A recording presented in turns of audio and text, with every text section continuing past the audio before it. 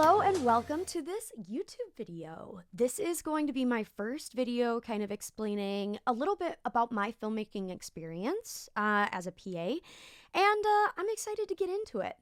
So, as you can tell by the title of this video, this is going to be about what to bring to set as a PA. So without further ado, let's jump in. Before we get into it, I wanted to give a little bit of my experience so you can understand why I'm qualified to talk about this. I have worked on sets such as Apple TV, CW, and TED Talk. So that is my background and some of my past employers.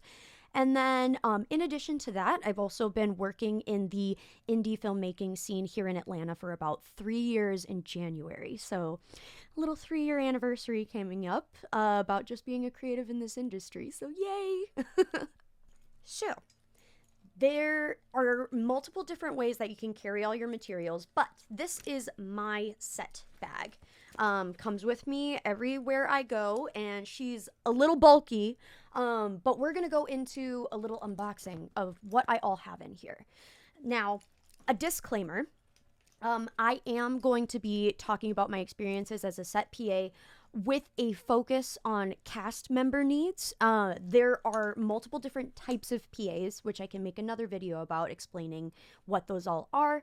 But my experience has mainly been with cast members and not dealing with, but assisting in whatever needs that they might have. So that is going to be a little bit of my focus for this video. Also, this is what the set bag looks like on me. So I carry it around my waist slash hips. It has a strap on the back, and then it is like changeable, so I could wear it as a backpack, but this just works best for me and what I need it for. So a little bit of a brand shout out. This is my Koala bag, and I could not be happier with all of the utility that it provides. And yeah, you'll see why in a second. You'll literally see why in a second. So we're going to break this up into 3 parts. I was trying to figure out what is going to be the best way to explain the necessities for everything, and I split it up into 3. So clerical, which is going to be your office type supplies; medical, which is going to be just, again, little hands-on things, band-aids, stuff like that. And then thirdly was like technical. So that's going to be any chargers, things like that. So let's get into the first one, which I believe I said it was medical. So medical. When I say medical, I mean things like tissue paper. So Kleenexes while you're on set. When I entered into the film industry, we were still during like COVID times, and so we all needed to wear masks, had masks on hand, and that was still an important piece of the culture when I entered in. So to this day, even though like we've kind of like regulations have slowed down a little bit, I still carry with me tissues and like a little hand sanitizer. Next is I do have a tiny case for like medical emergencies. Now, when I say medical emergencies, I mean like you have your Q-tips, so or little cases of like ibuprofen and Band-Aids. Now, on most feature films and then professional sets, there is always a set medic. We're able to call them on our surveillance.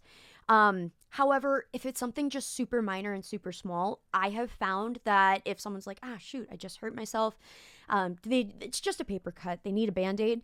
If I'm the one to offer that, it kind of does get you a few more brownie points and gets you recognized on set as someone that is just very reliable and always has what you might need. So not a necessity. It is not necessary to have like a little medical kit. But I have found that it has helped me appear as able to fix the situation as possible. Cool. Oh, I guess one more thing with medical is on the back, I also have for like some feminine products, because there is always a situation that happens, and if you're, again, able to help a sister out or anyone that has a time of the month, that is also going to be super helpful, and it's just a good thing to have. That is medical. Next, let's save clerical for last, actually. So I want to get into electrical. So electrical is going to be a portable charger, whether that's for yourself or for anyone else who might be on set and needs one. Bonus points is if you have two types of chargers, one's for iPhones and one's for Androids. And then if you know, like, what other chargers are there? I don't know. Those are the two that I have. If someone needs an assistance from you, you never know where those connections are going to go. People like can appreciate like that you stepped in to help them. So that is electrical. So the chargers that you might need. I've mentioned this before on my TikTok, but film sets can last like very, very long. Most of my days were between 12 and 14 hours. And then we also had fratter days. Keyword, fratter day. But fratter days are where our Fridays would turn into Saturdays, and those could be up to like 16, 17, however many hours long, because we had the entire weekend to recover from our long hours. Good times. I can laugh about them now. Hire me. I can laugh about them because I'm not working on a film set right now. So if anyone's hiring. All right, team. So that was electrical. I don't think I'm missing anything else with that. I mean, sometimes I'll carry a cube with me that can, like a USB cube that can plug into the wall. Sometimes I do, sometimes I don't. Depends on how much battery I already have in my portable charger. Okay, let's get into clerical. This is my beautiful clerical set. You got your safety scissors. A lot of people will have a box cutter. A lot of other PAs have box cutters. I still struggle with a box cutter or a pocket knife. Like, I still do. So I just decided scissors are what's going to work for me. And I stand by that for now. Then the other things are like your highlighters, and I would also suggest a couple pens. And I say a couple because you are going to lose one of them. It is because someone will take it. They'll say, "Hey, can I borrow a pen?" And you, being a kind PA, are going to be like, of course you can have a pen. And then you'll never see it again. So always have two. One that you demand to have back, and the other one that you don't care about. Permanent marker. It's always going to be helpful. Marking boxes, marking where things need to go. I also have a flashlight. Where you are location-wise. So if you're filming in a studio, a lot of the times when you're filming within the studio, everything is pretty dark. There's, of course, paths to light your way and things like that, but we focus on the lighting that needs to be going on to the scene. And so sometimes it has the opportunity to be very dark. I was about to say backstage, but this is not theater, this is film. But behind the scenes. So anyway, a little flashlight, that'll save you a lot of time, especially if you are working with your cast members who, you know, need the direction and light the way that you're walking. That is my clerical stuff. Now, bonus, we're actually going to add a couple more things that I forgot to mention. This is my fourth surprise category that I'm adding, which is directly relating to cast members. Now, again, makeup, hair, and costumes are also like very directly working with their actors and their cast members. So a lot of times they will have these things already, or they will be very specific. It's like, oh, I only want the cast member using my products. Super fair. Always follow the other department's lead onto this. But if there's something very simple like an actor having a hangnail, I do have a nail kit that I keep with me in case that happens. I'm thinking more specifically, we're in the middle of shooting, like in between takes, and just a minor issue comes up. And sometimes when you're in those scenes, not in them, but in the proximity to them, it can be quite crowded depending on how large the area is. And the makeup, hair might not be able to get there quick enough. So we just want to keep the scenes moving, keep the takes going. And if you have the nail clipper, and you're right there, again, everyone on set's going to love you because you're keeping production moving a lot faster. Preparation is key.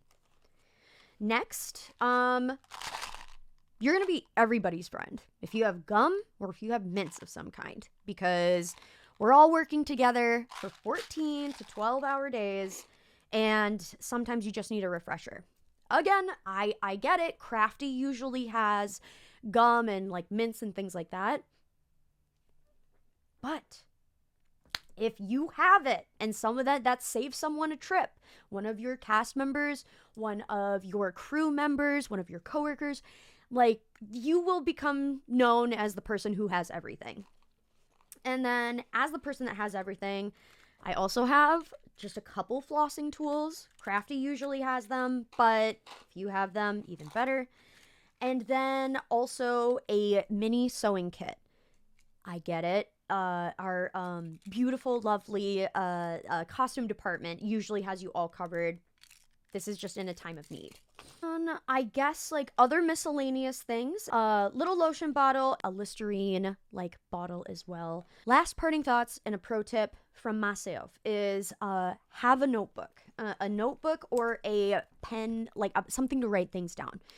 So when you're on surveillance, you'll be given a lot of notes, whether that's from your key PA, all the way from like director or just notes in general to be taken. So pen and paper for you, and that way you don't forget anything. I usually date my days, and then I will write down the time that I got a specific note, and I can look back and be like, yep, we did talk about this, or no, we did not. Well, friends and aspiring film artists, I think that's a wrap for me. That is what is in my bag when I am a set PA. I hope that you found this video helpful. If you would like me to talk a little bit more about set etiquette, or, ooh, I just thought about locations edition. Oh, that would be a fun video. Okay, well, let me know what you think and if there's any other videos you'd like to see relating to this type of content. I've got a few ideas and video thoughts in the works, but let me know what you'd like to see. All right, thank y'all. Bye.